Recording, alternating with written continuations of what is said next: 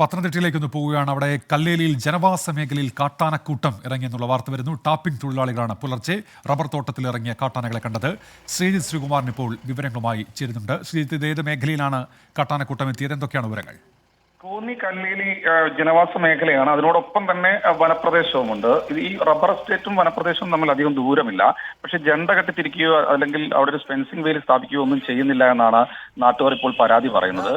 സ്ഥിരമായി ഈ മേഖലയിൽ കാട്ടാനകൾ ഇറങ്ങുന്നു എന്ന പരാതി നാട്ടുകാർ നിരവധി തവണ വനംവകുപ്പുകാരുടെ അടുത്ത് പറയുന്നുണ്ട്. അല്ലെങ്കിൽ അവർ രേഖാമൂലമടക്കം പഞ്ചായത്ത് അംഗങ്ങളടക്കം പരാതികളായി പോകുന്നുണ്ട്.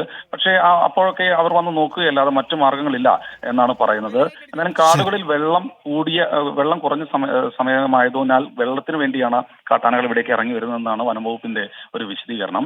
എന്തായാലും ഈ ഒരു ഘട്ടത്തിൽ കാട്ടാനകൾ കയറിപ്പോയിട്ടുണ്ട്. 3 കാട്ടാനകളായിരുന്നു. ഇന്ന് പുലർച്ചെയാണ് ശരി ശ്രീജിത്ത്, പത്തനംതിട്ടയിലാണ് കാട്ടാനക്കൂട്ടം എത്തിയത്.